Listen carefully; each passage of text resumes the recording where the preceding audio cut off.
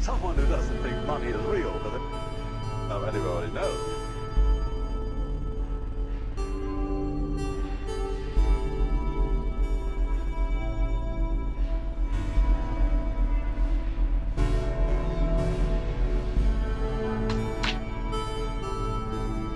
One of the reasons that our technology is impeded and prevented from feeding the world properly is the failure of one of our networks. It's an information network, and it's called money, about which we have the most unbelievable superstitions and psychological plots, which have been gone into at some length by Freud, who equates our valuation of money with our attitude to excrement, and a very complicated lot of complexes grow up around that. Money and our psychological attitude to money is a major obstacle to a proper development of technology, enabling it to do what it is supposed to do, that is, to save labor and to produce goods, services, and so on adequately. So I must introduce this with a story which is entirely legendary, indeed quite apocryphal. The great banks of the world at one time got absolutely sick of the expense and security measures involved in shipping consignments of gold from one bank to another. And so they decided that all the chief banks of the world would open offices on a certain island in the South Pacific, Barney Company.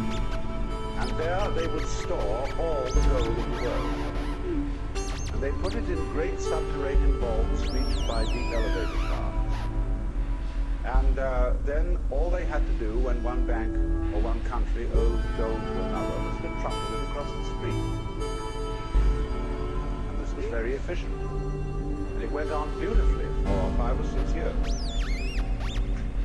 And then the presidents of the World Banks got together and said, let's have a convention out on this island, take our wives and families. So, about 7 years from the date of opening, all those presidents and their wives and families went out to this Pacific island.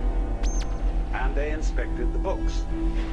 And everything was beautifully in order. Then the children said, oh, Daddy, can't we see the gold? They said, of course you may see the gold. They said to the managers, let's take our children down to the vaults and show them the gold.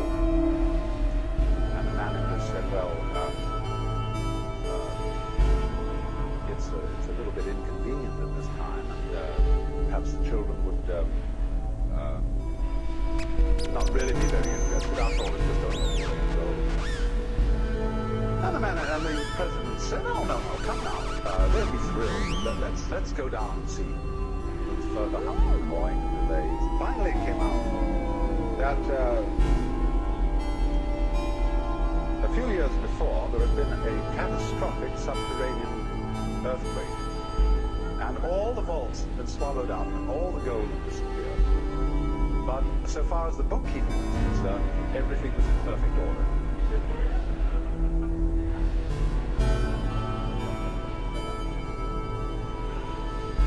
What this means then is that money is nothing but bookkeeping. It is figures. It is a way of measuring what you owe the community and what the community owes you. It is, of course, as you all know, a substitute for barter. You worked on a farm, and the farmer paid you in terms of ears of corn, onions, cabbages, and other vegetables. And yet you wanted a pot and pan of some kind, and you took a few vegetables over to the man who so made pots and pans, and he swapped. Some people used cowrie shells to stand for money so that you wouldn't have to bother, carry around all these inconvenient loads of goods. And then, of course, gold was used, because gold was rare, because gold was supposed to have a constant value. I ponder the question, when a banker buys gold, what does he pay for it? The answer is a mystery called credit. Credit is bookkeeping. And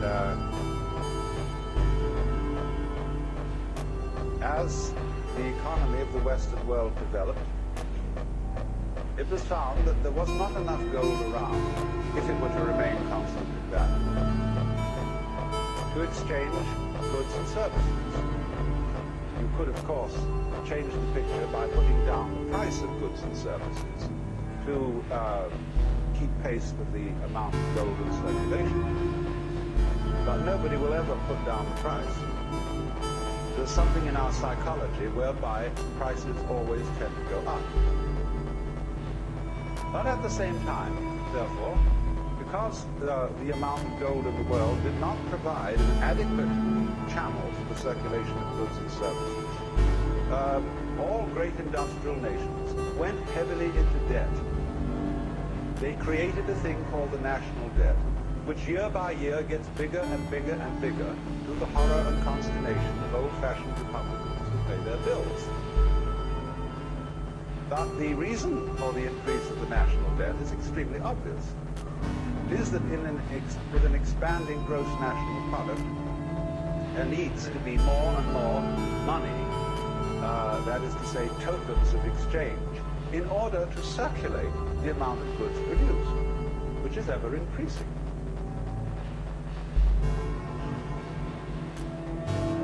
Now, I'm not an economist, and I can refer you to the work of those who really are.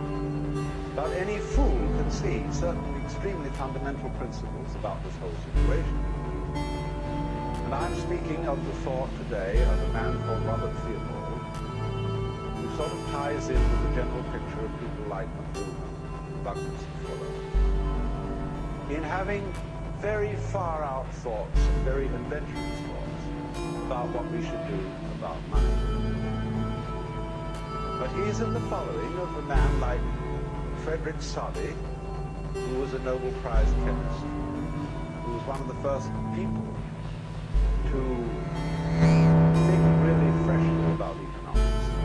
Or people like Silvio Gesell in Austria, and Major Douglas in England. He's in that following.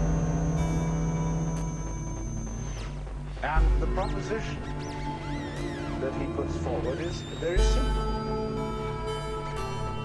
That money is a circulation of information, and in itself has no value.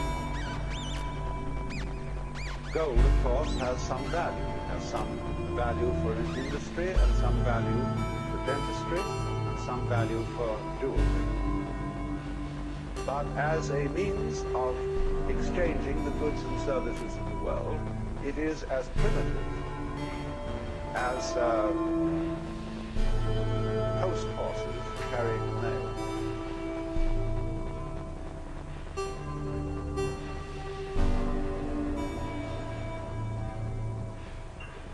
We must recognize then that money is a pure abstraction.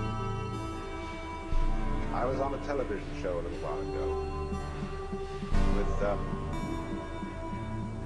Ted Sorensen, Raymond Molley, and they were having a long, long discussion which sounded like something that goes on in a smoke-filled back room of party bosses, where they were talking about the prospects for the Republican and Democratic parties in 1968. And then they got onto the question of automation, problems of unemployment that it was making, and the difficulties of transferring workers from this to that when they were only trained for this. Finally I said, the trouble with you gentlemen is you still think money is real. And they looked at me and sort of said, oh, someone who doesn't think money is real, because everybody knows money is money and it's very important. But it just isn't real at all, because it has the same relationship to real wealth, that is to say, to actual goods and services, that words have to meaning, that words have to the physical world. And as words are not the physical world, money is not wealth.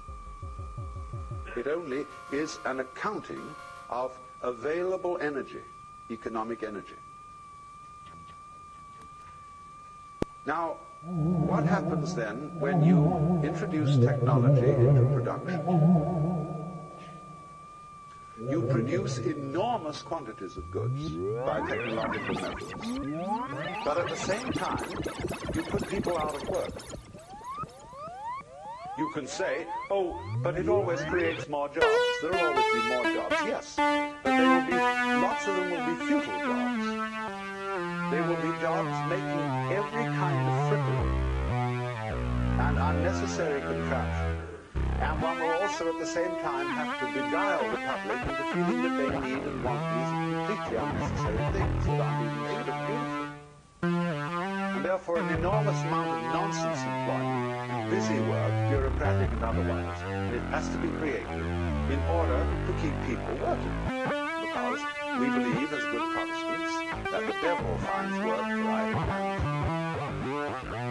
But the basic principle of the whole thing has been completely overlooked. That the purpose of the machine is to make drudgery unnecessary. And if we don't allow it to achieve its purpose, we live in a constant state of self-frustration. So then if a given manufacturer automates his plant and dismisses his labor force, and they have to operate on a very much diminished income, say some sort of dole, the manufacturer suddenly finds that the public does not have the wherewithal to buy his products. And therefore he has invested in this expensive automative machinery to no purpose. And therefore, obviously, the public has to be provided with the means of purchasing what the machines produce. People say, that's not fair.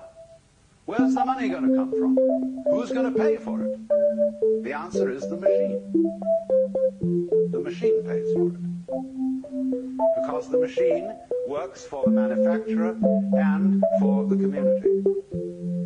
This is not saying, you see, that this is not the statist communist idea that you expropriate the manufacturer and say you can't own and run this factory anymore, it is owned by the government. It is only saying that the government or the people have to be responsible for issuing to themselves sufficient credit to circulate the goods they are producing and have to balance the measuring standard of money with the gross national product. That means that taxation is obsolete, completely obsolete. It ought to go the other way. Theobald points out that every individual should be assured of a minimum income. Now you see, that absolutely horrifies most people. Say all these wastrels, these people who are out of a job because they're really lazy. See? Give them the money? Yeah. Because otherwise the machines can't work. They come to blockage. This was the situation of the Great Depression. When here we were still, in a material sense, a very rich country. With plenty of fields and farms and mines and factories, everything going.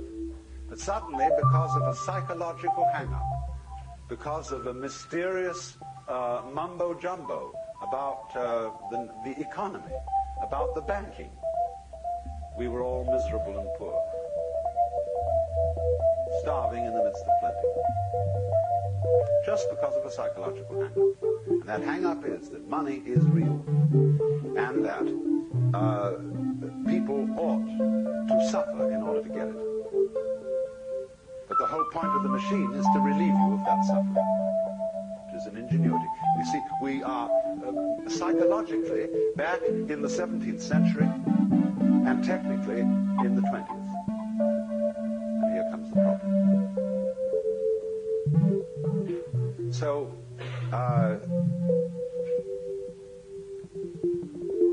what we have to find out how to do is to change the psychological attitude to money and to wealth, and furthermore to pleasure, and furthermore to the nature of work. And this is a formidable problem. It requires the best brains in public relations, in propaganda, in all that kind of thing, in all the media, television, radio, newspapers, everything, to try to get across a message to the vast general public about what money is. You see, the difficulty is this. When the public suspects that the money that is being issued, the dollar bills being issued by the government, are only paper and stand only for paper, they start putting up prices. So you get an inflationary situation where the more paper money there is, the higher and higher and higher the prices go, which is a very stupid psychological maneuver. And people have to be persuaded. The least effective way of persuading people is passing laws, but they have to be persuaded somehow not to put up the prices, but to play fair with each other and keep some sort of standard correspondence between how much is produced and how much credit is issued. So this goes very deep into us. It goes deep, deep, deep into the problem we have about guilt. I wonder often if there's any relationship between guilt and gold. That the love of money is the root of evil. Very true saying.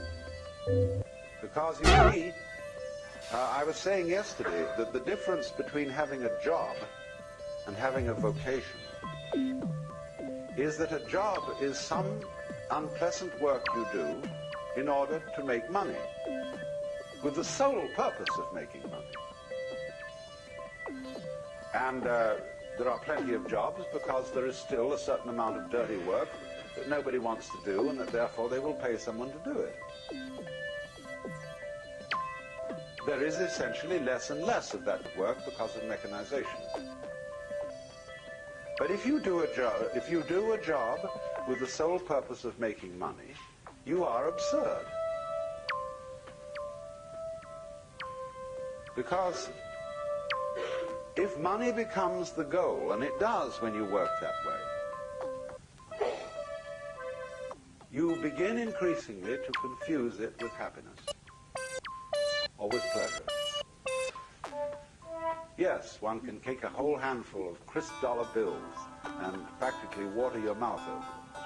But this is this kind of a person who is confused, like a Pavlov dog, who salivates on the wrong bill.